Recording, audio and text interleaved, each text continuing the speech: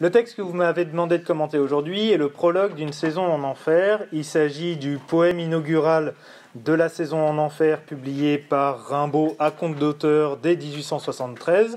C'est le seul recueil qu'il va publier ainsi et ça va être un recueil qui va très mal se vendre, tellement mal se vendre qu'il finira par distribuer lui-même les exemplaires, voire détruire ceux qui restent. Dans ce prologue, nous avons le début de quelque chose qui pourrait ressembler à une autobiographie poétique de la part de Rimbaud, puisque ce prologue est à la fois un programme de ce que je vais dire et un art poétique de comment je vais le dire. Il s'agit ici à la fois d'expliciter un projet et d'expliciter une manière d'écrire.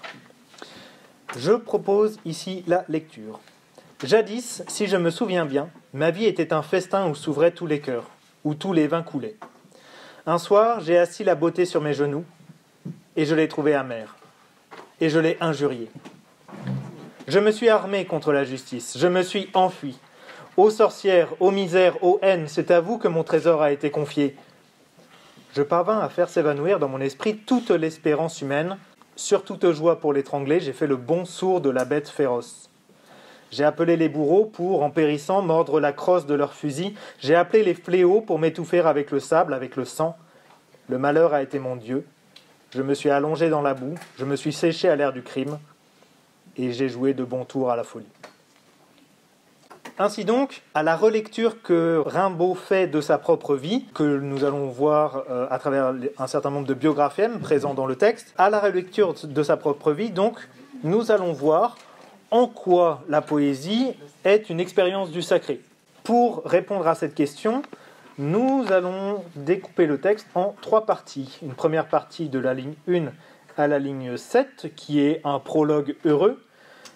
Ensuite, de la ligne 8 à la ligne 19, où nous avons la véritable saison en enfer. Et nous terminons de la ligne 20 à la fin du texte avec un dialogue final avec Satan. Je commence ainsi le commentaire. Le poème s'ouvre sur une indication de temps, jadis, qui va faire référence à un temps qui est passé, qui est lointain, tellement lointain que Rimbaud même, ou en tout cas le je, doute de se souvenir correctement, si je me souviens bien, avec le système conditionnel. Ce temps passé est un temps qui est révolu, mais nous le verrons ensuite, qui, au moment où il s'en souvient, s'il s'en souvient bien, était un temps habituel, l'habitude étant marquée par l'usage de l'imparfait. Ma vie était un festin où s'ouvraient tous les cœurs, où tous les vins coulaient. Ici, l'imparfait a valeur d'habitude. C'était une vie fastueuse, c'était une vie dans laquelle il avait de l'appétit, dans laquelle il pouvait connaître l'amour avec les cœurs et l'ivresse avec le vin. C'était donc une vie parfaitement heureuse. La deuxième phrase s'ouvre sur une rupture. Un soir.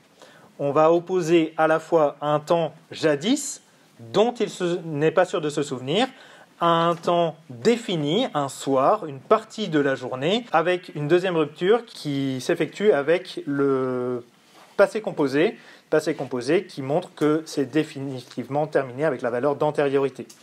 Donc, un soir, j'ai assis la beauté sur mes genoux.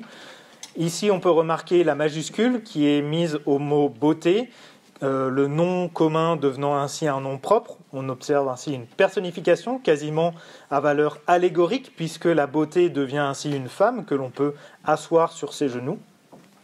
Et ainsi va s'ouvrir le dialogue avec le sacré.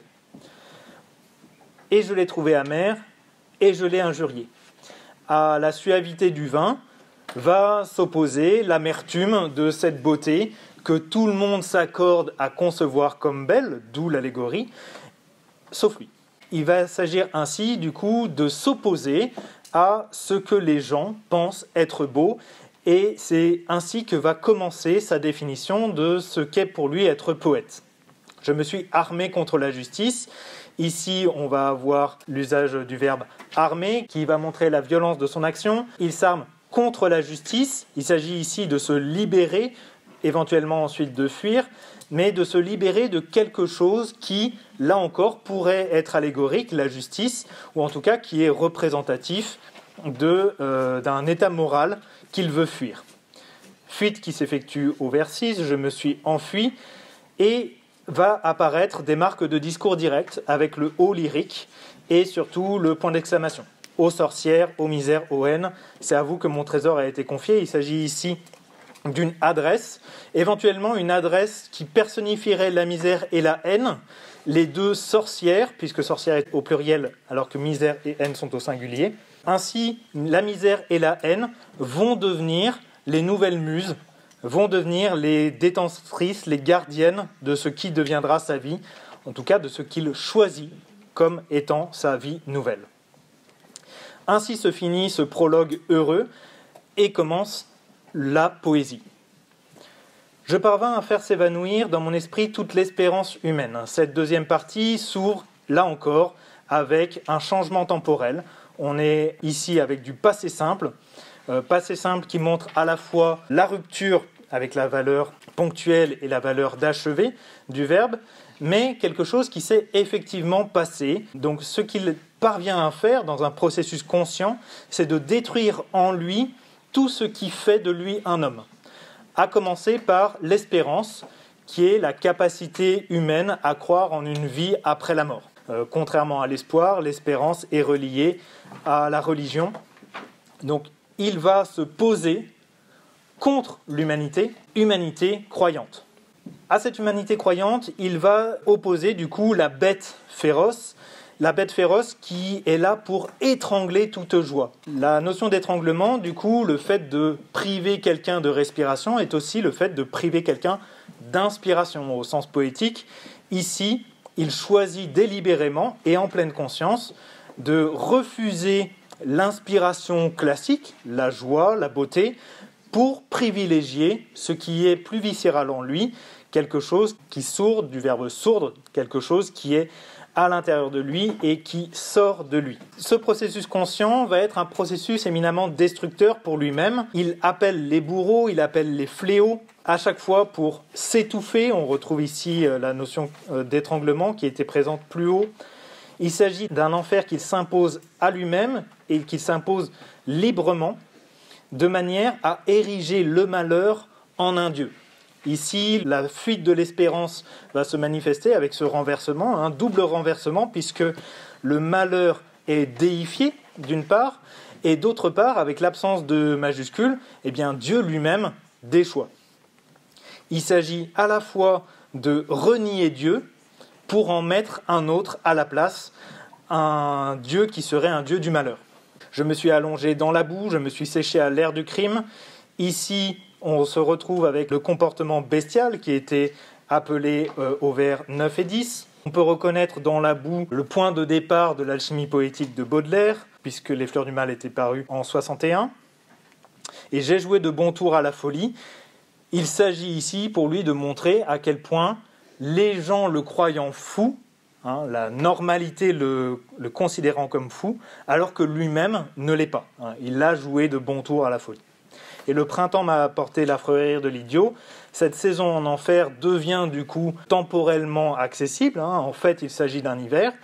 Et à la suite de cet hiver, le printemps ne change rien.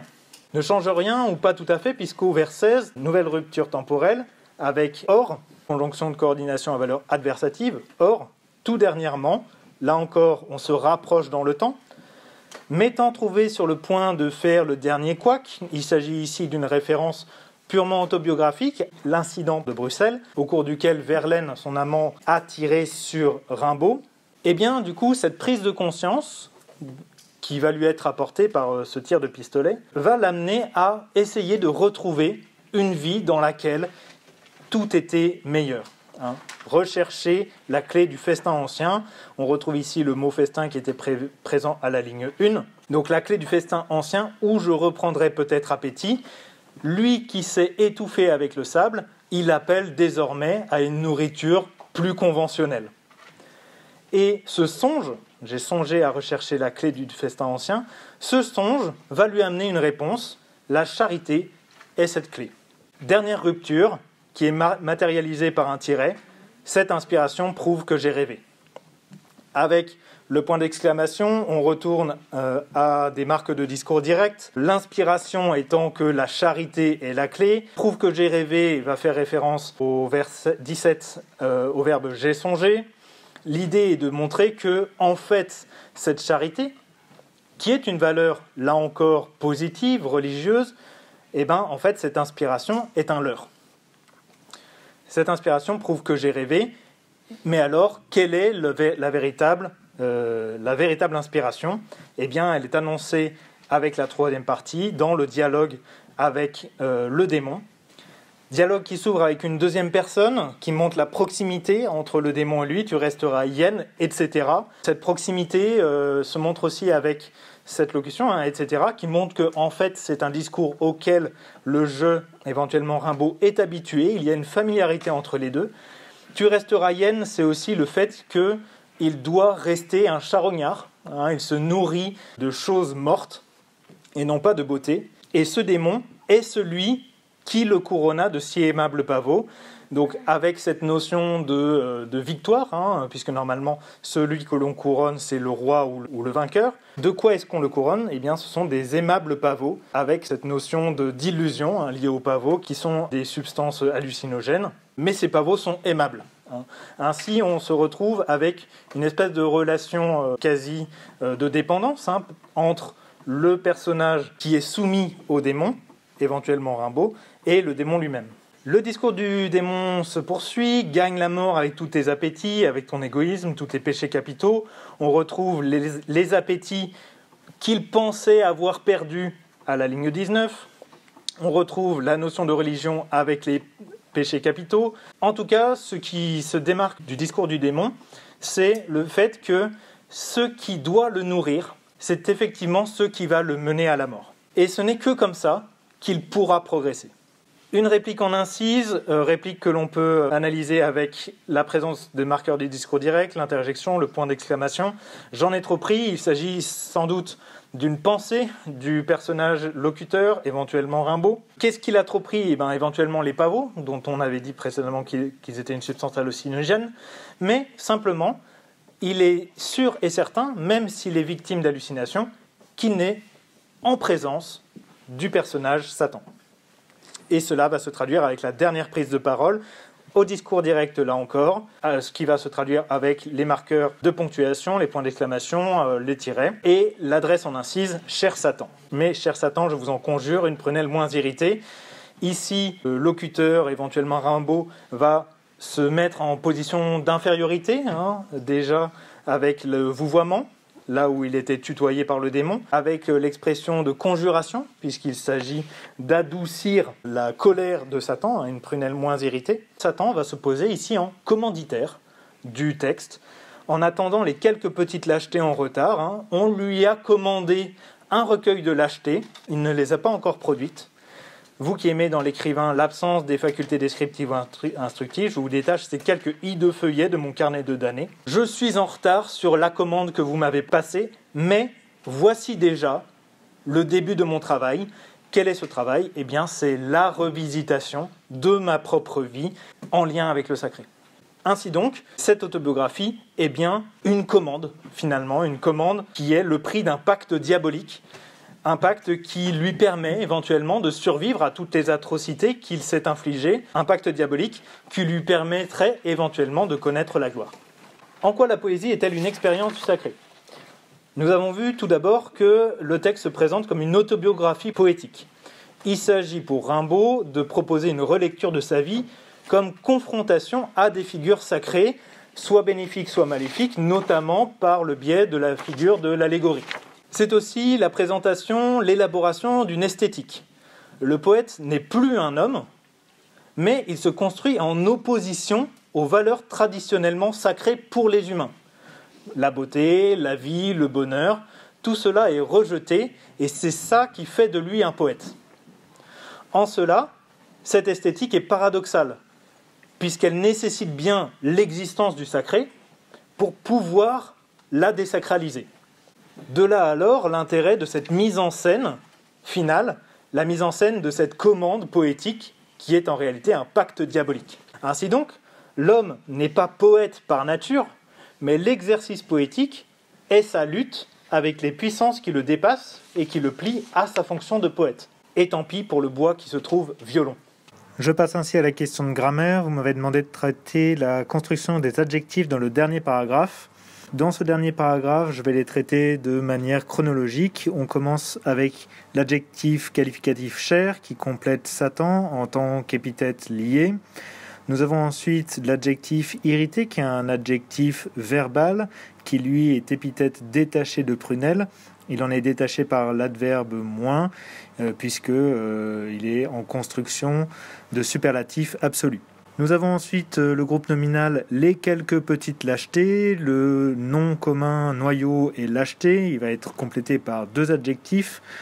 Petite qui est un adjectif qualificatif, épithète liée à lâcheté, et quelque qui va être un adjectif numéral ou en tout cas quantitatif qui est épithète détachée de lâcheté. Nous avons ensuite le groupe nominal complexe des facultés descriptives ou instructives. Ici, descriptive et instructive sont tous les deux des adjectifs qualificatifs. Descriptive est épithète liée, instructive, épithète détachée. Et on termine avec ces quelques I2 feuillets. Feuillet est le nom noyau. I2 est l'adjectif qualificatif, épithète liée au nom qu'il complète. Et enfin, quelque est là encore un adjectif numéral ou en tout cas quantitatif, épithète détachée de feuillet.